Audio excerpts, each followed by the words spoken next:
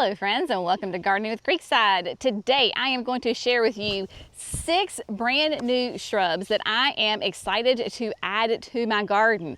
And I am going to give you some very practical tips on how you can take one of these gorgeous new introductions that is in a quart size and get it ready for your fall planting, because it is July, it is North Carolina, it is hot and humid. I am not going to be adding these quart size shrubs to my garden right now in this size and state. So I'm going to share those with you. But these are some fun new shrubs from our friends at Proven Winners Color Choice Shrubs. And like I said, we've got them in quarts available.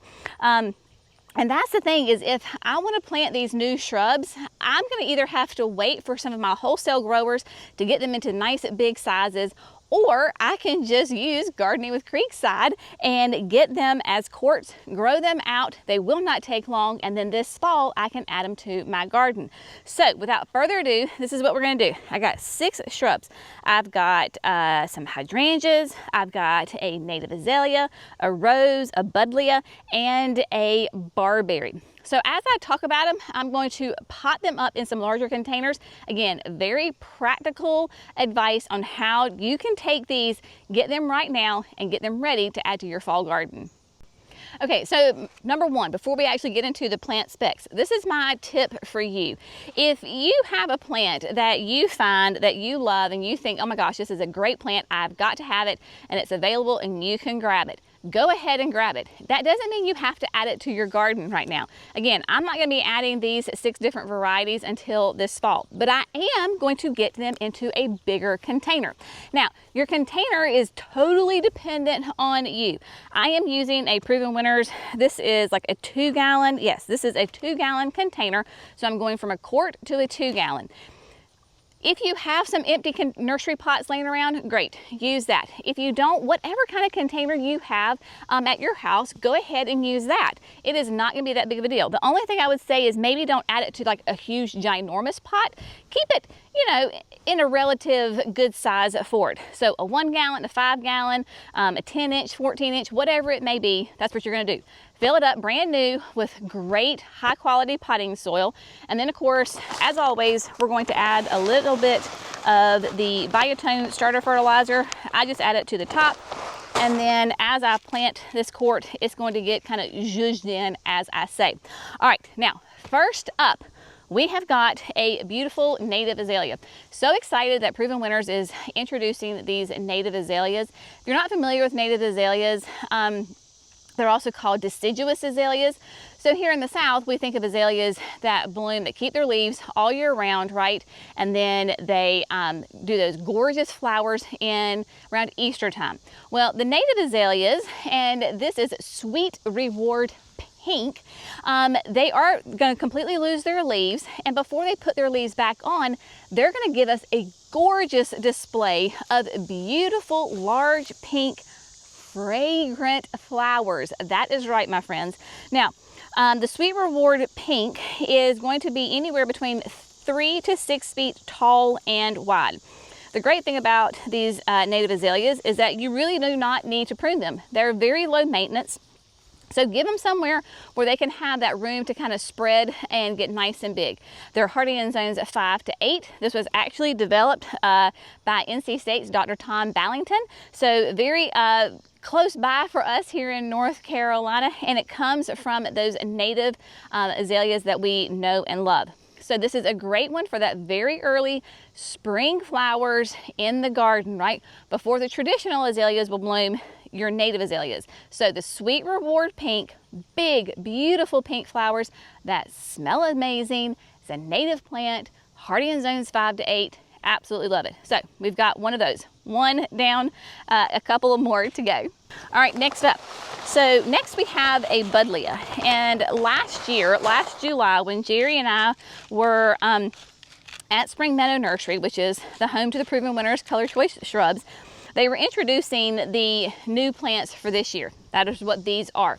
And they had this Budlia. Now, I love Budlias, right? Butterfly bushes. They are amazing. Great summer. They are right now just blooming prolifically in the garden.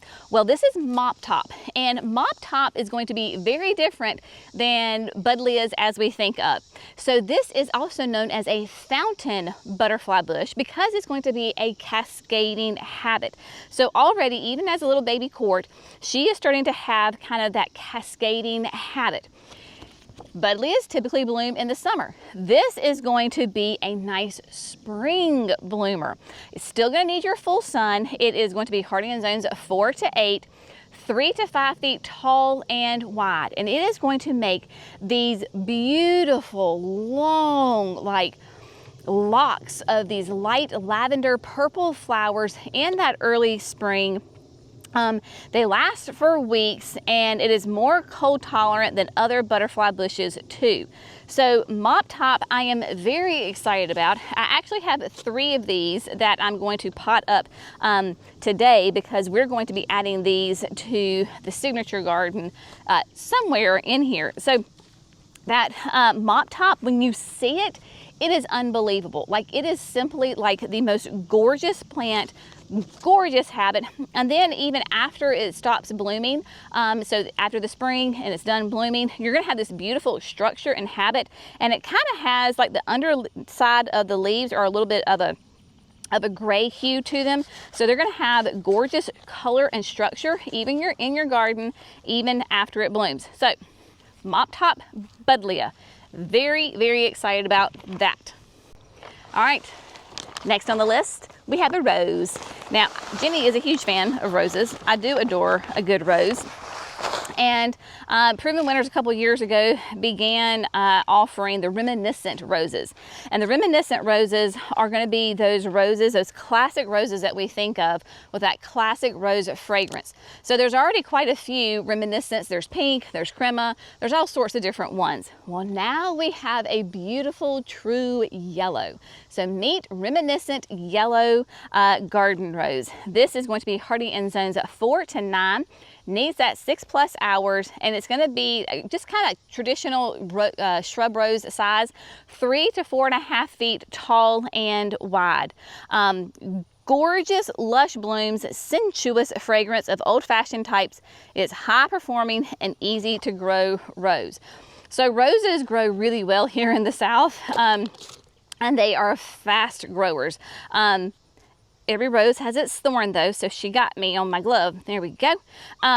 They do really well here in the South, so I have no doubt that she is going to absolutely just take off, especially get into this nice bigger container with some lovely fertilizer. Now, I just have one of these because honestly, I'm not exactly sure where she's going to go, but she already has a beautiful little bud on her and going to be glorious. Now, with your roses, these are one of those shrubs that greatly benefits from being deadheaded. So if you can go out with your roses and deadhead them either every couple of days, once a week, then that is really beneficial for the shrub because they bloom on new growth, and we want to encourage that new growth to get more blooms. So if you have been holding out for a true beautiful yellow flower that has that gorgeous classic rose fragrance, check out Reminiscent Yellow. Very excited about this one. Next on the list. Now y'all, I have found that some plants will strike a chord in some people, and they have some very strong opinions about them. Some of those may be like hollies or boxwoods or barberries. Personally, I love barberries. They are not invasive here in North Carolina. They are beautiful. They are low maintenance, but high performing.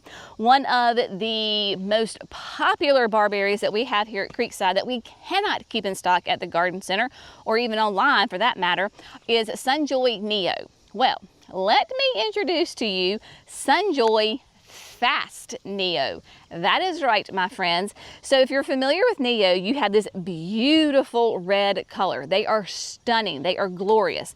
Well, Fast is going to have those bright orange flowers and, bright orange leaves. No flowers on barberries. Bright orange leaves in spring that mature to a vivid red in summer. Tidy round shape, No pruning required. This is hardy in zones of 4 to 9. It'll be 3 to 5 tall, so it'll be a little bit bigger than Neo, and 3 to 4 feet wide. Now, barberries, of course, they have thorns, y'all. And this is one of those things, just like that reminiscent yellow, I very highly doubt that you're gonna be walking through your garden, running your hands among your rose bushes.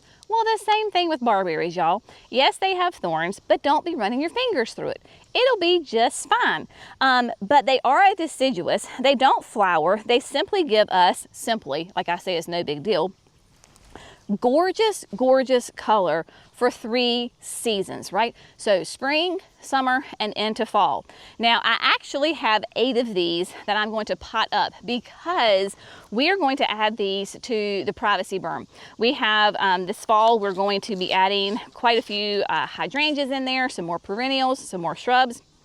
And when I saw that we had Fast Neo, I was like, I want that, because to have that big, bold color popping out against like the green of the Perfecto Mundo white azaleas we're gonna have in there, the hydrangeas, this is going to give me gorgeous color, and I got 8 so it can tie in to that whole section. So be thinking about that when you are looking at the shrubs, like kind of have an idea of where you're going to put them.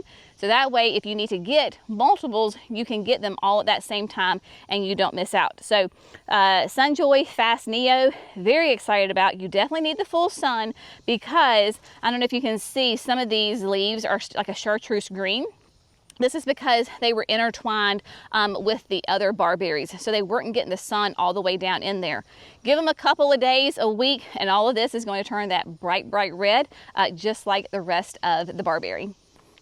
All right, saving the best for last. Not really, but you know, sounds fun. All right, hydrangeas. We have got 2 new hydrangeas. There's actually 3 hydrangeas, new hydrangeas that the Proven Winner Color Choice Shrubs are introducing this year. But one of them, I may be like you, I was too late to the game and I did not get Stormproof. So Stormproof I do not have here because we're currently out of stock, and the Proven Winners folks, the demand was so great. Right now they don't have any available either. So if you're interested in Stormproof, you can go to the website and hit notify me when available, and you'll get an email. But I too missed out on Stormproof.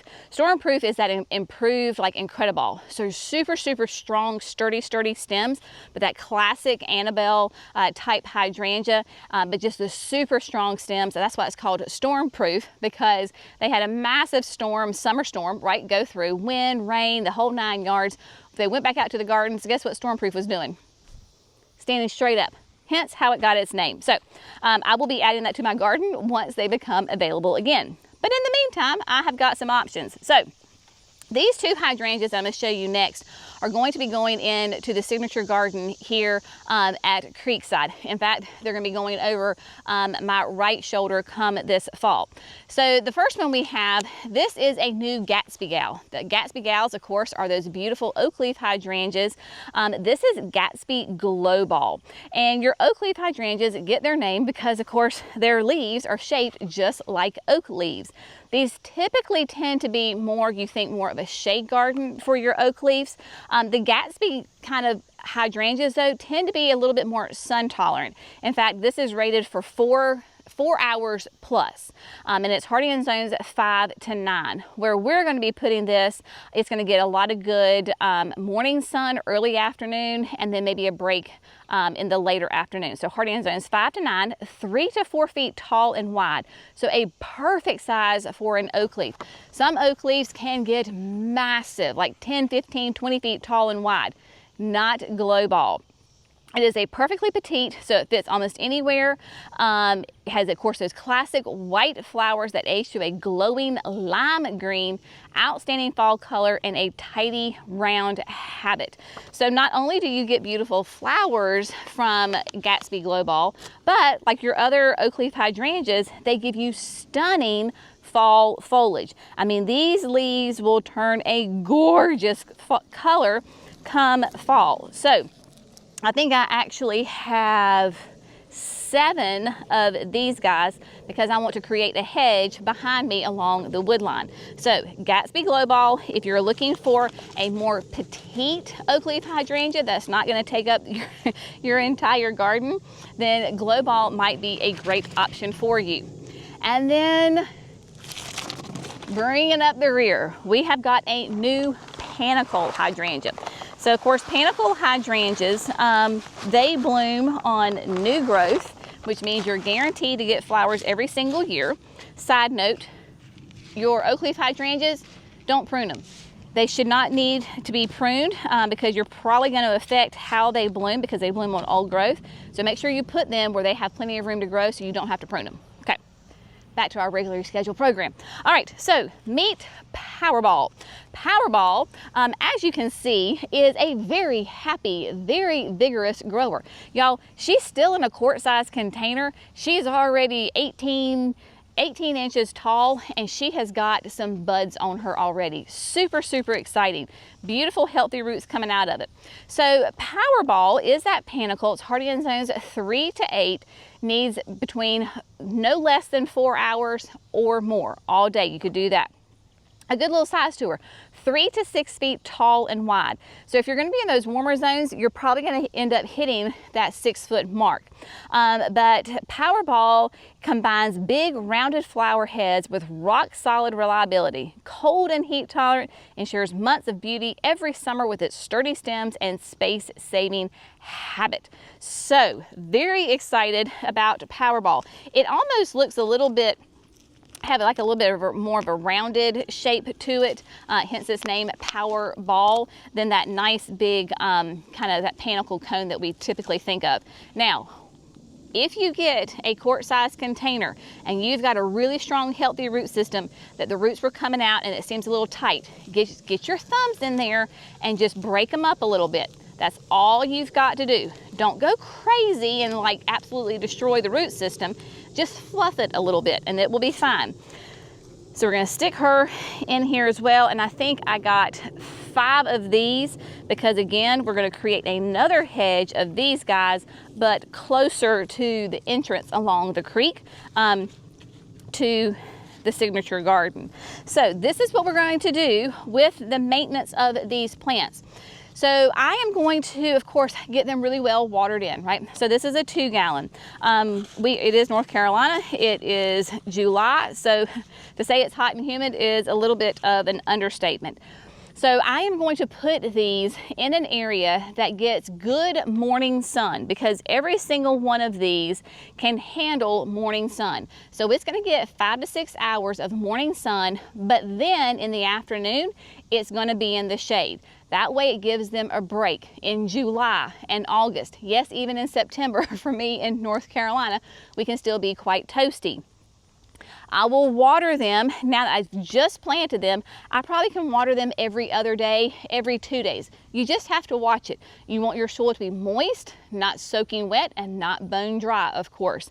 So by putting them in that area where it gets the morning sun and afternoon shade, you're going to get beautiful growth on them.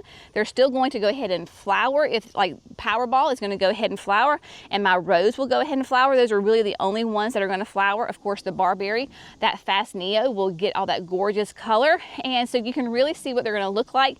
We'll get a lot of new growth on them, and then of course the roots are going to grow. So come October, November, when I'm ready to plant, these babies will have a bigger root system and then can go in the ground. Why do we plant in the fall? Because it's easier on the plant.